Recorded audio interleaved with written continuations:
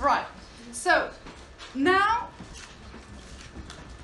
after a first part on the perception of aliens in the public sphere, we'll now focus on the perception of the poor in the public sphere in Victorian and Edwardian Britain.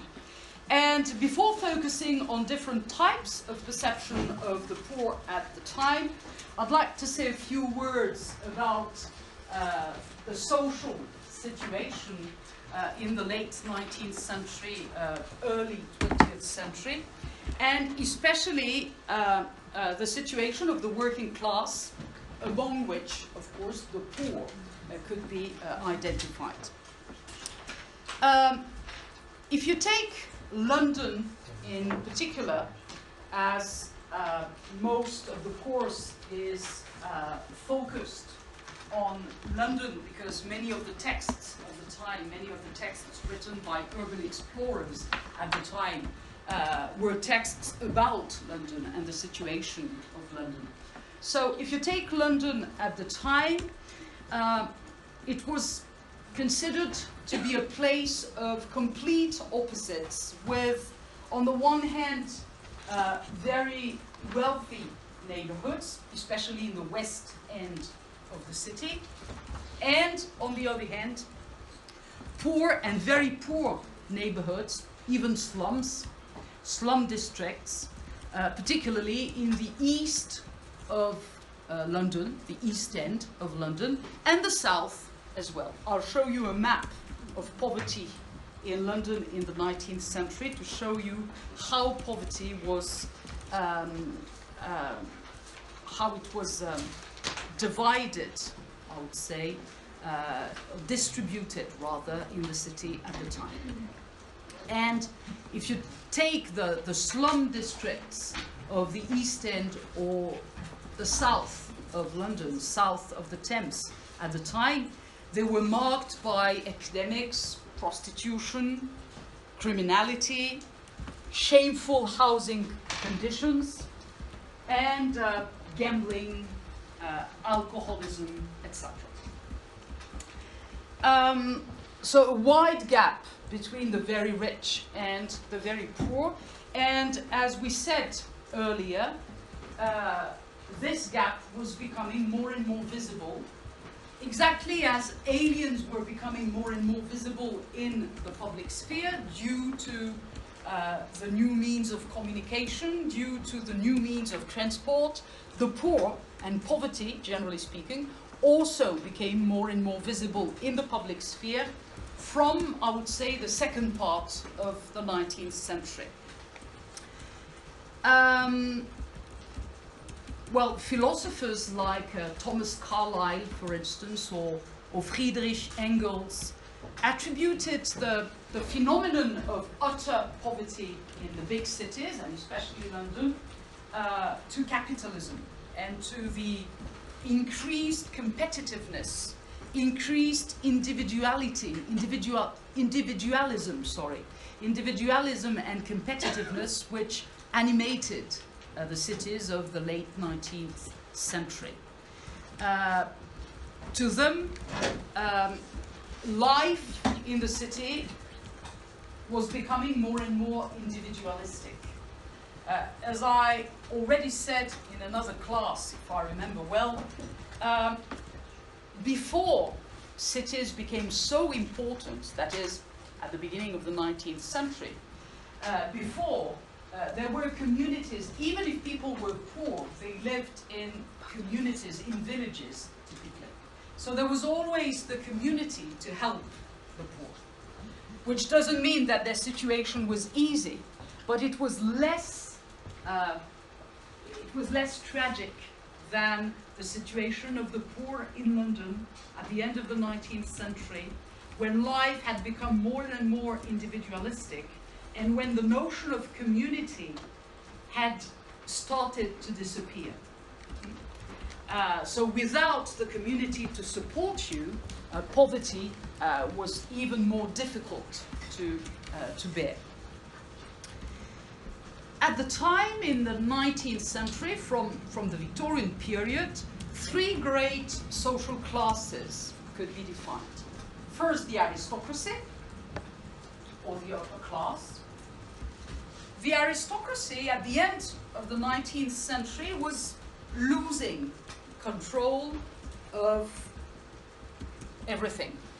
It was losing control in the economic sphere.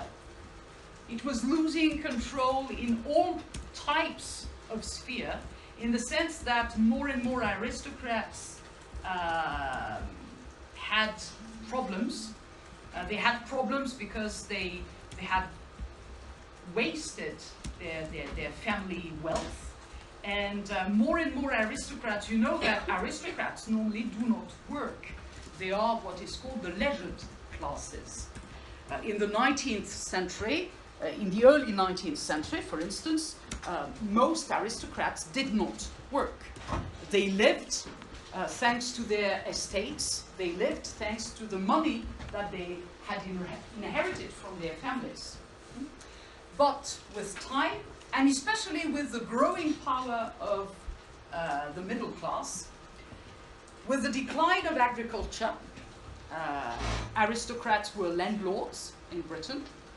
They didn't live in the city. Most of them lived in the countryside, and they came to the city only for a few months. They went to London for the season, what was called the season.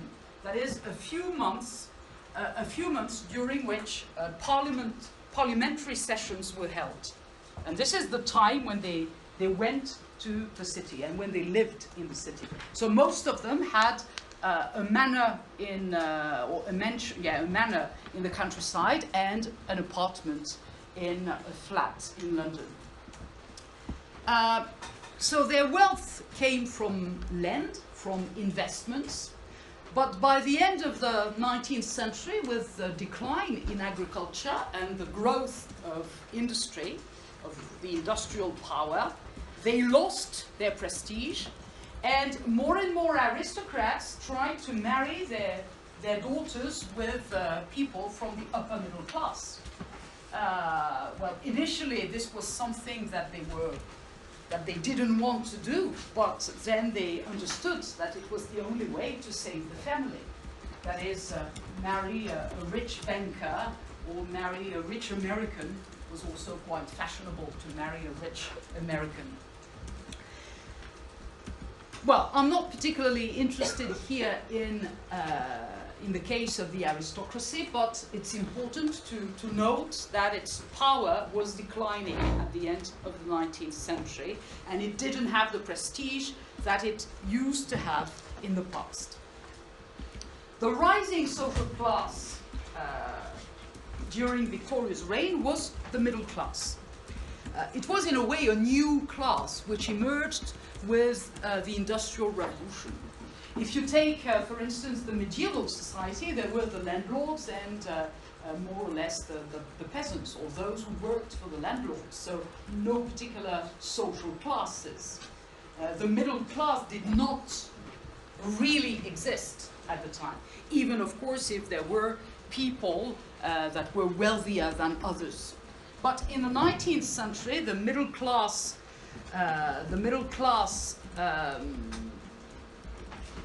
came into existence, and it was a rising social class at the time. The middle class generally had white-collar jobs, you know, intellectual jobs, not blue-collar jobs. The blue-collar jobs are rather jobs for workers. The middle class was associated with intellectual or white-collar jobs. And something important, the middle class or middle-class people were paid monthly or annually. At the time, the poor were paid on a daily basis, but the wealthier people were paid either on a monthly basis or on an annual basis. And this very often made the difference between the poor and the others. The fact that the poor were paid on a daily basis. Pourquoi j'ai mon téléphone? Désolée. En plus, c'est des faux trucs. Je ne sais pas ce que c'est. Non. Yeah, so among the middle class, you had what could be called the upper middle class. The upper middle class was constituted of bankers, merchants especially. There were those who took over the control of the Victorian society. That is, there were those who took the power that the aristocrats had in the past.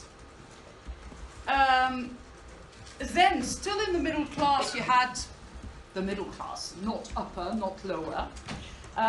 Among them, you could, for instance, you could find doctors, lawyers, clerks, mostly. And then, so these people lived quite comfortably. And then you had the lower middle class. The lower middle class was made of, for instance, journalists, shopkeepers, well, that type of occupation. So they were not poor, but they were not well off. They could afford a day off for the holidays, for instance, but they could not afford.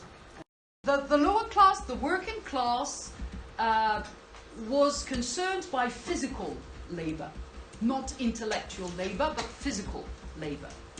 And most of them were paid on a daily basis, some of them on a monthly basis, but mostly on a daily basis. Which also meant, if they were paid on a daily basis, that very often they found a job only for a few days, and then they had to look for another job. And many of them spent a lot of their time looking for new jobs, because when they got a job, it was sometimes for 1 day or 2 days, or maybe a week, or maybe 2 weeks, which was already extraordinary. And they had to spend time finding another job. There was a man, a sociologist, called Charles Booth, who worked on London poverty in the 1880s. And he published a map of London poverty. And now it's online on Charles Booth's London Poverty Maps and Police Notebooks. And, yeah, well, this is, for instance, the map. So if you, for instance, well, the legend is supposed to be, where is it? Ah. And you see the colors used for the streets correspond to, well, when I looked at it from my own computer, there was a legend with, I can't see it now.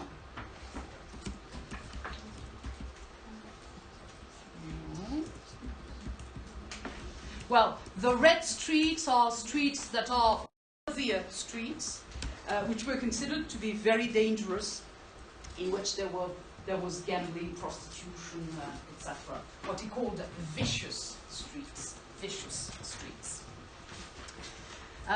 So it's quite interesting to see. You see here a pocket of utter poverty, well, next to a long road, which apparently was quite wealthy or well off. Or here again, you see here and here, 2 streets which apparently corresponded to very destitute environments, but in the middle of, well, the blue ones are the poor streets, but not very poor, not destitute, and the red one are the quite well-off streets. And he also published many police notebooks. They are quite interesting to analyze, by the way. They are police notebooks from the time, and I'm just going to show you an example. So they have been scanned, and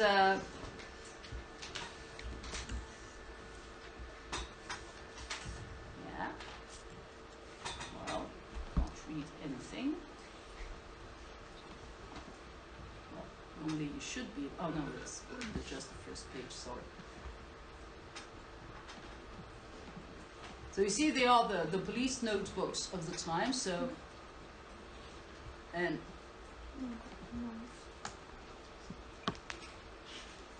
yeah, and you have, well, it's difficult to show you, but, and you have the, well, the different testimonies, in a way, of the policemen who especially worked in the difficult streets, the most destitute streets. And it's quite interesting to see, well, sometimes difficult to read, but it's quite interesting to see the way they described the poor people, the way they lived, the type of customs they had, or the foreign people as well. They are just notes, you know, that policemen were writing down, they were writing down while they were working at the time.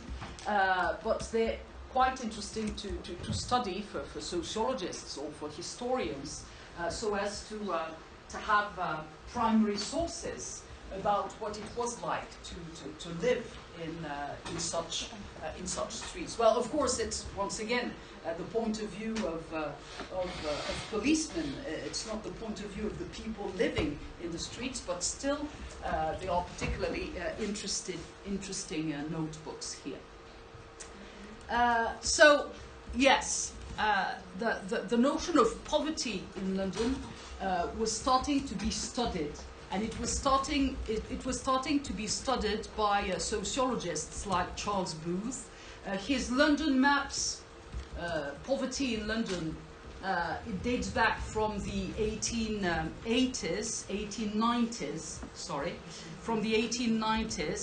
And in his study, he said that about 8% of the population of London was very poor, destitute, what he called the vicious streets of London, about 8%, and that about 22% were just poor, not very poor, but poor.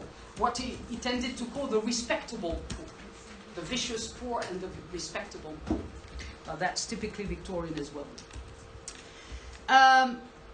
This map, and the fact that it was advertised, promoted at the time,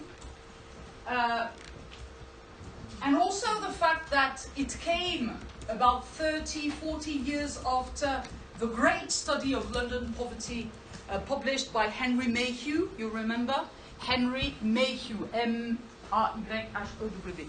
Henry Mayhew, who wrote about 30 volumes on London poverty, London labour and the London poor, in which he interviewed poor people. It's one of the only books in which I have the point of view of the poor. So it's particularly interesting study from this point of view. So all this made poverty, or tended to make poverty, more visible to the general public, because the newspapers spoke about these studies. So as more and more people could read the newspapers and could buy the newspapers, it meant that more and more people were aware of the situation. And it explains why, with this new visibility of poverty, there was this desire on the part of some people, especially educated people, to go and see the poor, to go and visit the poor, in a way. This will be the fashion of slumming, which will devote a class to probably next week. The East End of London, especially, even if poverty was not only reduced to the East End of London, but the East End of London became almost a myth at the end of the 19th century. It was almost the place to be, or the place to visit, you know. The place to visit because it seemed to be so dangerous and so fascinating at the same time. The Victorians liked all that was morbid. They had a kind of morbid fascination for violence, especially. For instance, they had many street spectacles which staged violent events, or violent either events from real life or violent spectacles, violent shows. And the fact of reading about neighborhoods which were so destitute that alcoholism was rampant, that prostitution was rampant, that you had epidemics, etc., etc., it frightened them, but it also fascinated them. And there were many spectacles organized around this. So this is typically Victorian. The problem with the very poor was that they had no fixed job. And this explains their situation. So generally they had, well, their employment was very uncertain. And they could spend hours and hours every day looking for a new job. Generally, employment was better during the season when the aristocrats were in town. But once the aristocrats left at the end of July or August, then employment became slack again, and they had difficulty finding a new job.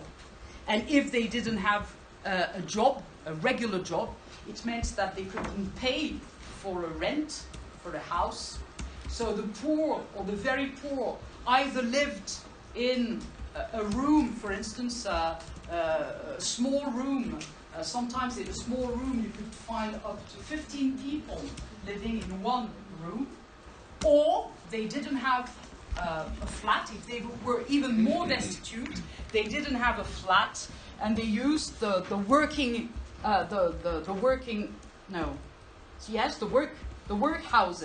The workhouses, they were called at the time, which were houses for the poor. They were night refuges, if you want.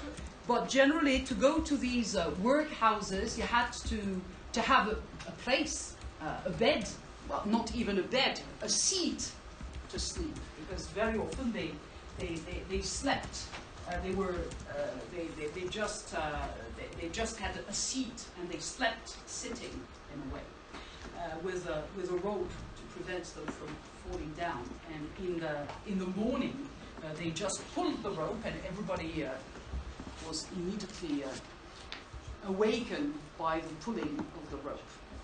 So the problem with the workhouses is that there were so many poor people who wanted a place in a workhouse that generally they had to go to you could go there for one night, and then you had to find another workhouse. And it meant that each day many poor people from the early morning had to try to find a workhouse, and generally they had to visit 1, 2, 3, 4, 5 workhouses before finding a place, and before finding a place where to sleep and where to eat as well. And this meant as well that they didn't have time to find a job, because while they were looking for a workhouse, they were not looking for a new job. So this was a kind of vicious circle. And the very poor, the destitute, as they were called, were trapped in this kind of vicious circle. And this was the main problem, which explains that the situation seemed to be completely impossible for them. So the new visibility of the poor was due to new means of communication, the media, new media, the fact that more and more people could read and read the media, the fact that the transport means had developed. The development of omnibuses, for instance, allowed people to move much more freely and much more frequently within the same city. So we have exactly the same pattern as with foreigners. Foreigners became more visible for exactly the same reasons the poor became more visible. And by the way, most foreigners at the time, at least those who were being alienated and othered, most of them were poor as well. So very often when you have texts dealing with poverty, they also deal with immigration, because immigrants were also poor people for most of them. Or there were, of course, immigrants who had succeeded and who had managed to be integrated into British society, but these were not the immigrants that the texts spoke about. So obviously, when you have texts about poverty, you will also they will also include references to immigrants and poor immigrants in particular.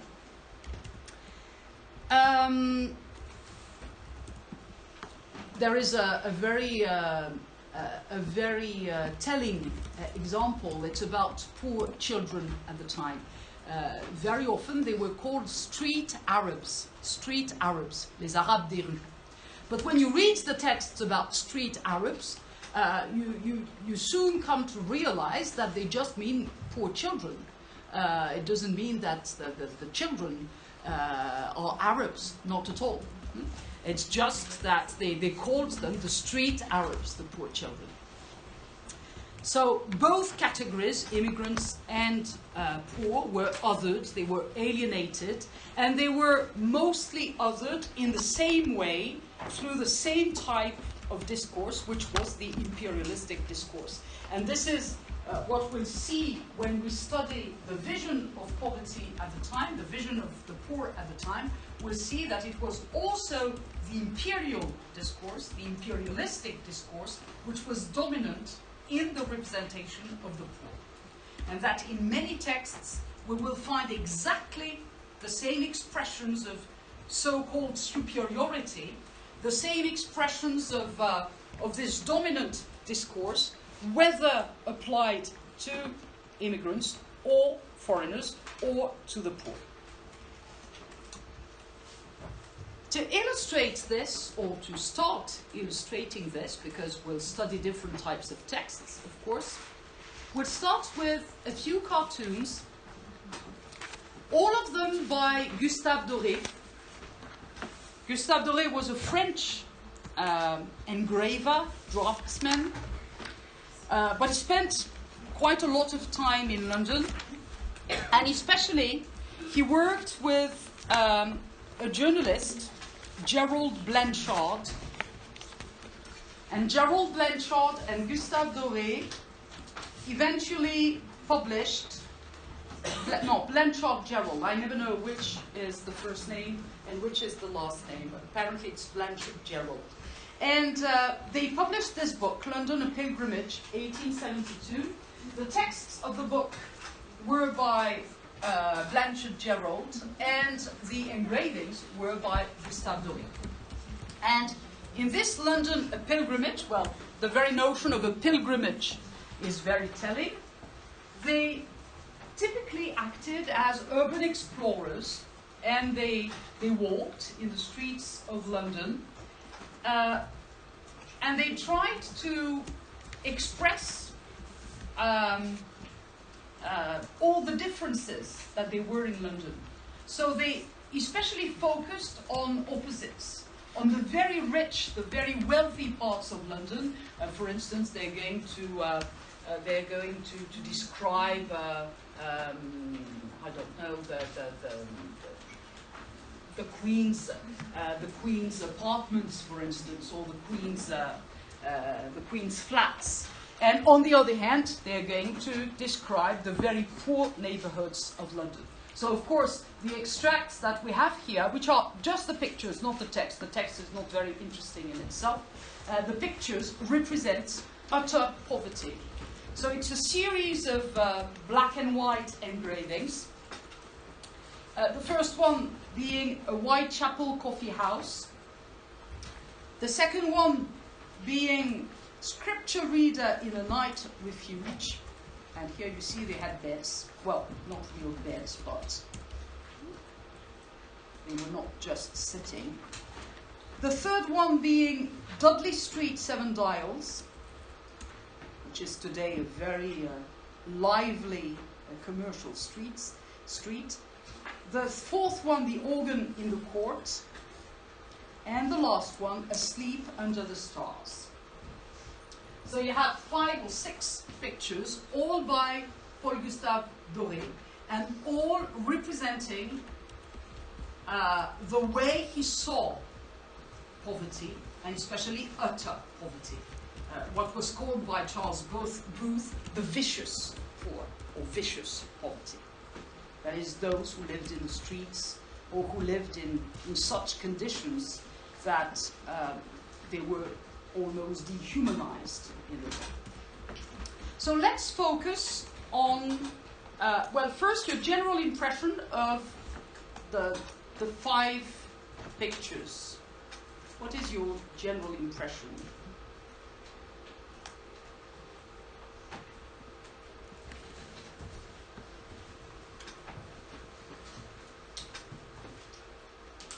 In terms of atmosphere, I mean. Yeah. Well, the black and white coloring makes it even darker, like worse. Yes, obviously.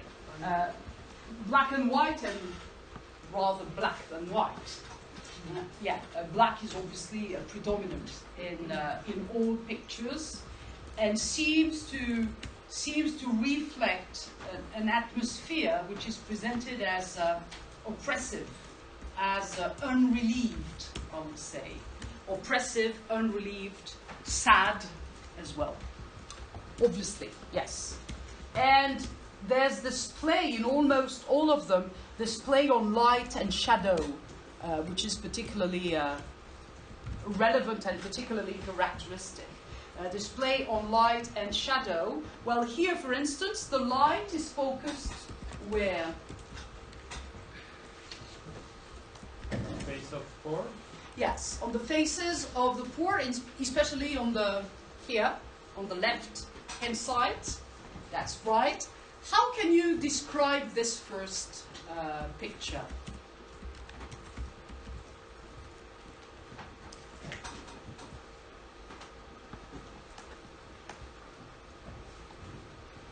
And why can you say that in a way it looks like the picture that we've already analyzed, if I remember well, in Slummibus. We've already analyzed this one in Slummibus. Yeah. You know, with the 3 red people in the middle of... Like this one, you see the aristocrat in the middle. Yes. Looking at the poor, and you also are looking at them. Yeah, there's this notion of double gaze. Well, maybe not aristocrats, but at least educated, wealthier people in the middle. They are standing in the middle. They seem to be taller than the poor. It's the perspective which gives this impression, probably, but the impression is that they are taller, they are more imposing in a way. And you have the poor here on the right-hand side, on the left-hand side, looking at them. And both see, well, on the part of the poor, they seem to be gazing at the 3 men, maybe wondering what they are doing in this place, which obviously is a poor place. It's a coffee house, but a coffee house in Whitechapel. So Whitechapel was the neighborhood where Jack the Killer killed his victims. So it was a destitute neighborhood at the time. And many wealthier people did not dare to go to Whitechapel because they thought it was a dangerous place. So we don't know exactly what these 3 men are doing in Whitechapel. But their presence is obviously surprising to the poor. So they are looking at them, and all of them are looking in the same direction. The 3 men, on the other hand, have different attitudes, exactly as in Slummibus. One of them is looking ahead, the other one is looking at the women on his right-hand side. So they have different attitudes, but it's a game of different types of gazes, obviously. Gazes from people who do not belong to the same world, obviously. And they are seen as the intruders, in a way, the intruders in this poor Whitechapel coffee house. Okay. Now, what can you say about the contrast between the 3 men here and all the people here? It's difficult to identify the number of people. No, almost under the impression that the wealthy men are in the gallery, London Art Gallery. That's right. And whereas the poor are Mm-hmm. with the wood board separating each groups. Mm-hmm. Yeah, as if they were the exhibits. As if they were the exhibits. Yes, it's true. It's true. There's this, in Islamibus we spoke of this image of the zoo, but it's the image of the exhibition is a very good one as well. It's as if the poor people were, in a way, showcased to the rich, which they are not, of course, but the impression, and this is the idea of the atmosphere seems to be quite uncomfortable because they do not know each other and they seem to feel uncomfortable with one another. But it's true that they are almost as exhibits from the point of view of the three gentlemen in the background. What was in this picture particularly shocking for a Victorian reader?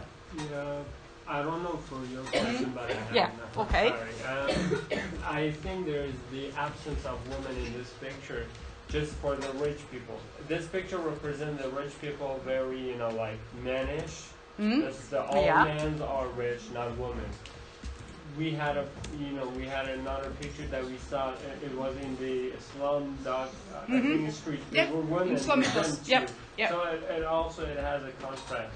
Yeah, Pictures. you're right, but probably because it's a coffee house and women were not supposed to go to coffee houses, especially in Whitechapel. Yeah, but what was shocking to a Victorian reader here was the presence of women, especially in a coffee house. The presence of women in a coffee house, probably in the middle of the day, that is spending their time drinking instead of working. This would have seemed shocking to the Victorian reader, exactly as in the other cartoon by Georges du Maurier, another French name, by the way, exactly as in the other cartoon by Georges du Maurier, the presence of children in the streets in the middle of the day was deemed shocking, because children were not supposed to spend their time in the street. Once again, we have this opposition between the few, the three gentlemen, and the many, the poor. It's difficult to know how many people there are, how many poor people there are in the picture. So the opposition is also present exactly as in Islamibus. So this is the first picture. Second picture, this one. Scripture reader at a night refuge. Can you compare and contrast this picture with the first one?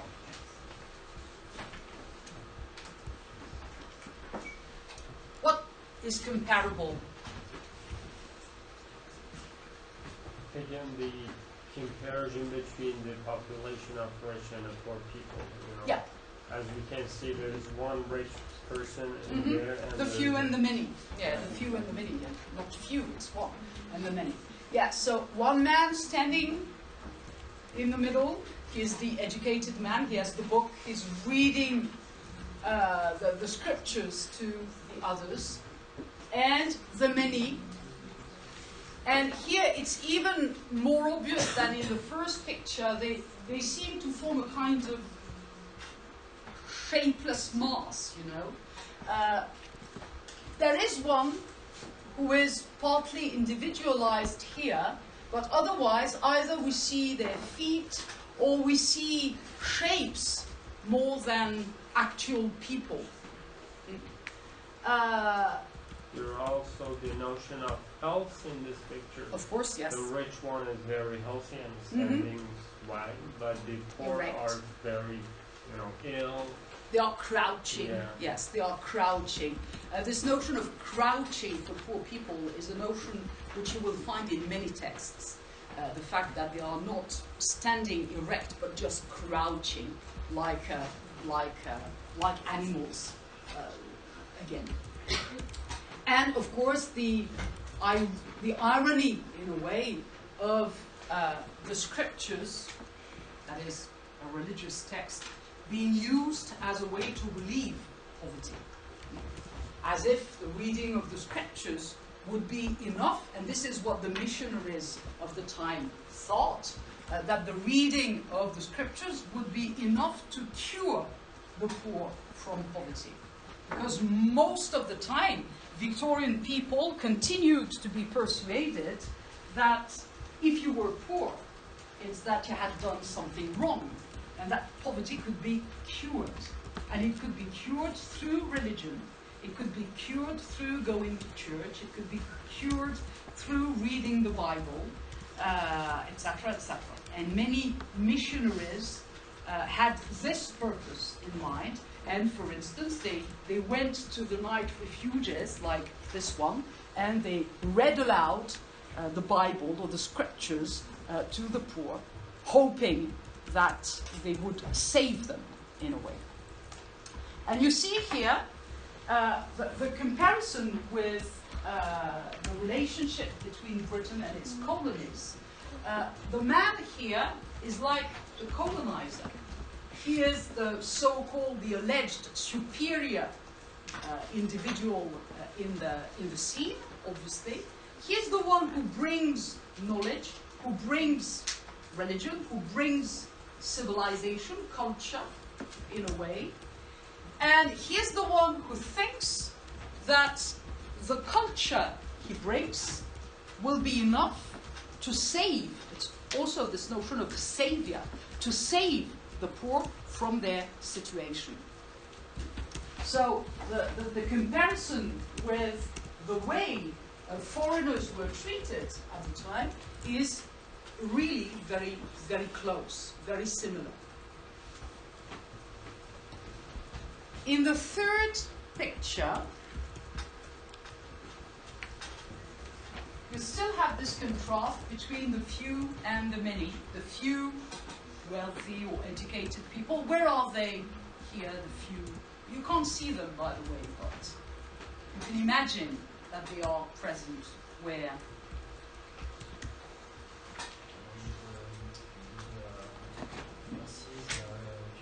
In the cab, yes, in the cab, in the carriage. Yeah, in the carriage. Poor people could not take a carriage, obviously.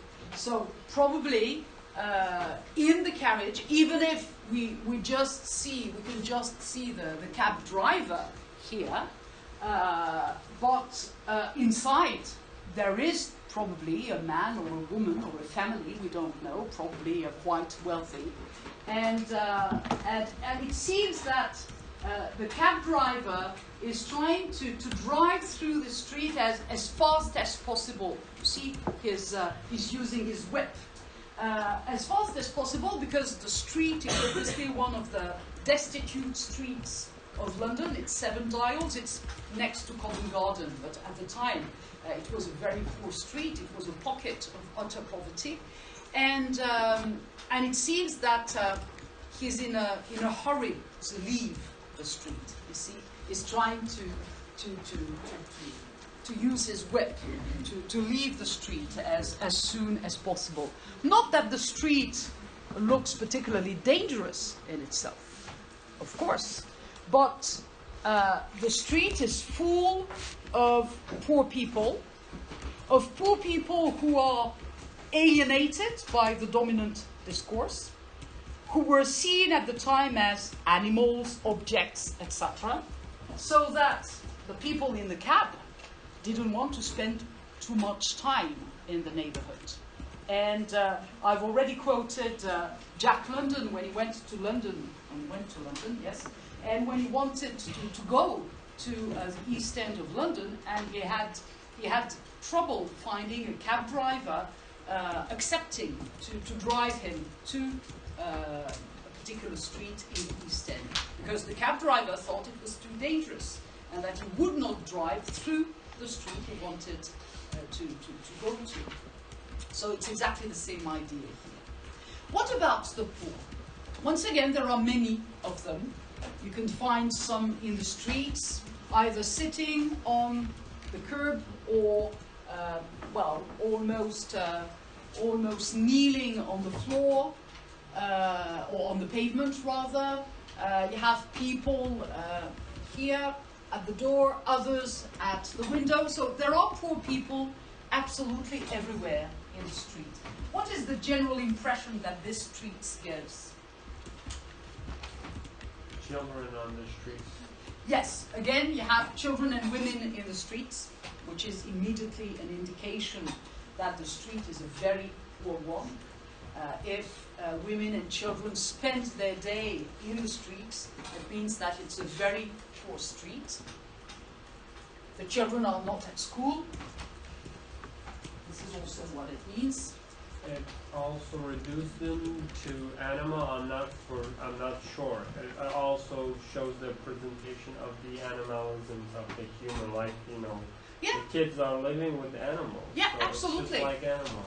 Absolutely, it's exactly as in Slomibus, but here you have is it a goat or something? So they seem to be living next to the animals and to be associated in a way or reduced to the state of animals. And this one seems to be imitating an animal in the way he's trying or she is trying to walk on all fours. So yes, so the situation is a situation of destitution. Obviously, what is this here? Apparently shoes, yes. What are they doing with all these shoes, according to you? Selling them. Probably selling them, yes, probably selling them.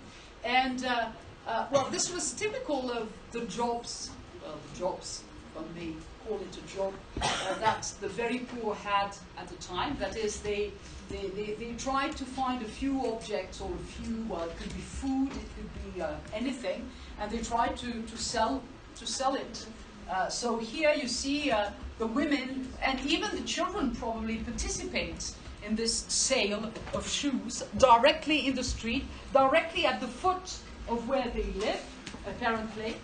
Which means that, if you remember when I quoted the interview by Henry Mayhew of a cress girl, a girl who sold cress, cresson, and who had never left a street in her life, but you imagine why, because they started working at the age of 4 or 5 in the streets. They sold their products, well, food or shoes, as is the case here, in the street, at the foot of their building most of the time, and they spent their days in the street, not moving from place to place, but staying in the same place, for some of them at least, which explains why they never saw anything else but their own streets, and why they could live almost a whole life, maybe not a whole life, but many, many years without ever leaving the street itself. So you find this idea as well here. And the perspective is interesting because it seems that poverty is endless, that, that there's this long, almost infinite row of houses which hints at the fact that poverty is endless. Bon, je vais m'arrêter là parce que je vais être au lycée Jeanne d'Arc à 12h20 tout exactement, à pied qui plus est. Parce qu'en voiture, je ne trouverai jamais. Bah, prendre la voiture pour aller au lycée Jeanne d'Arc. Là, j'accompagne l'auteur, il va à Jeanne d'Arc. Bref, donc on s'arrête là, on continue la semaine prochaine sur ce sujet.